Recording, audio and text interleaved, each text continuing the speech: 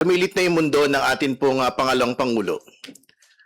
Yung pong mga bank records, bank documents ay isa-isa nang isinusumite ngayong araw na ito sa Senado para ho sa Senate Impeachment Court. No?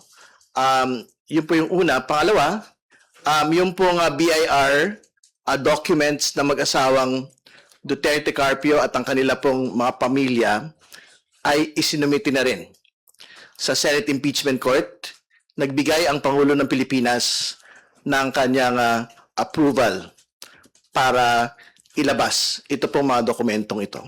So inaantay po namin yung pong updates mula sa AMLC.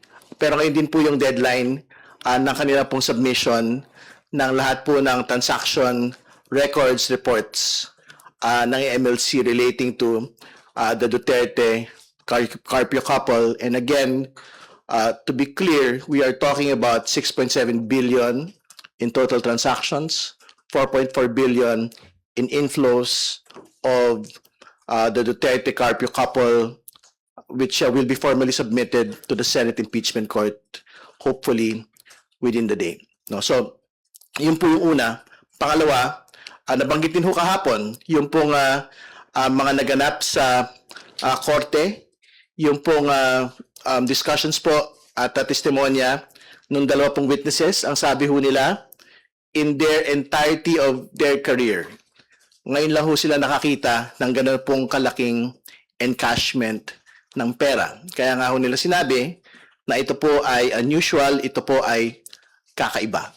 No? So, I think very relevant, no? Yung pong gano'n pong paglalahad doon po sa tanong kung paano ginamit o gagamitin at that point yung pong bultong perang yon.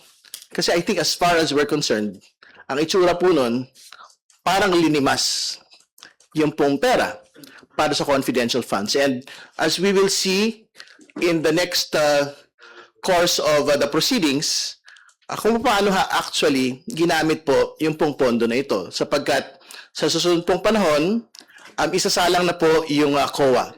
So mapag-uusapan po dito yung pong paraan kung paano po ginamit yung pong 2022 confidential funds, yung paraan paano po ginamit yung 2023 confidential funds, bakit umabot sa notice of disallowance at decision with finality yung 2022 confidential funds at bakit merong ongoing ND yung pong 2023 confidential funds. At malinaw po yung nakita natin from the COA document itself, no?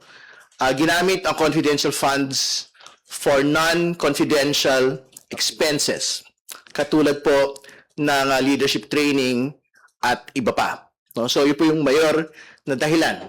Bakit ito pinapasoli sa pangalang Pangulo personal, ito pong 448 million in confidential funds. Yun po yung una. At pangalawa, siyempre nakikita din natin doon sa COA report po mismo at doon sa iba pang mga susunod pa hong mga witnesses katulad po ng NBI at ng Philippine Statistics Authority na ang mga pumirma doon po sa mga acknowledgement receipts ay parang nagmula lang sa isang grupo ng mga tao at hindi ho pinirmahan isa-isa nito pong supposedly nakatanggap nito pong confidential funds na ito. So, yun po muna. At yan po yung basically tinakbo kahapon, ngayon, at yung mga inaasahan ho natin sa mga susunod pa.